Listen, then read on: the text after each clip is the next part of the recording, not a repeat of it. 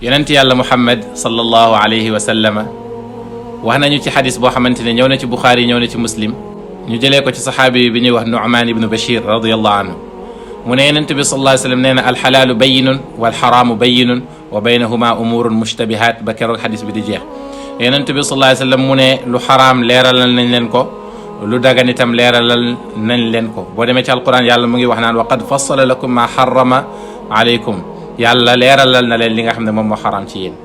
li tax ñu indi xadis bii nii mooy indi wuute bi nga xamante ne ñëw na ci borom xam-xam yi ci jëm ci lu mel ni feete juddu yonent bi sallallahu alayhi wa sallam. boo demee ci madhabul hanabila bi nga xamante ni salafi yi moom la ñu topp ñoom dañuy wax ne al aslu fi l ibadati at tawqif parce que ñoom seen madhab mooy alkitab wa sunna wa qawlu saxaaba aw fi'luhu téere yàlla bi ak sunna bi wala waxu saxaaba wala jëfam ci loolu la ñuy sukkandiku. moo tax dañ lay wax ne al aslu fil ibadat at tawqif lii cosaan ci jaamu yàlla yi mooy nga wàcc bu fekkee ne teg.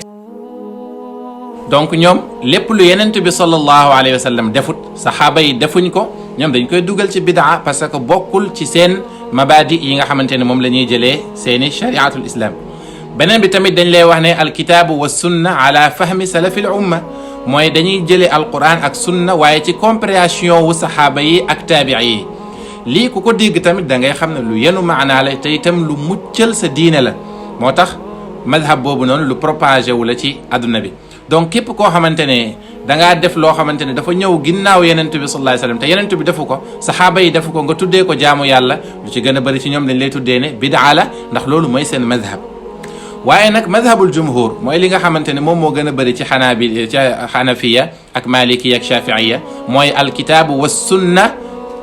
ma al qiyaas alquran ak sunna ak nattable loolu moo gën a bëri ci seen madhab. moo tax ñoom dañ lay wax ne al aslu fi l ibadat al ibaha mooy que ne cosaan yi ci jaamu yàlla boo xamante ne texte ñëwul xaraamal ko mooy lu dagan la ndax boobu dafay ubbi buntab jaamu yàlla dafay yaatu lool mooy xadis bi wax ne man sanna sunnatan xasanatan fa lahu ajruha wa ajru man amila biha ila yawmi alqiyama képp koo xamante ne sos nga jëf joo xamante ne jëf ju rafet la da nga ciy am yiw naka noonu képp ku ko jëf da ciy am yiw ba bilaa yawmi ddin. seen beneen dalil aussi mooy que ne at tarku laa yaani al xaraam ñoom li ñu wax mooy que ne yenent bi sallallahu alayhi wa sallam lu mu deful wala saxaaba yi lu ñu deful loolu firiwut ne dafa xaraam. bëri na jëf yoo xamante ne koo ko présenté daf lay wane lii jëf ju baax la waaye boo delloo ci saxaaba yi doo fekk ñu koy def boo delloo ci yenent bi sallallahu alayhi wa sallam doo fekk ñu koy def.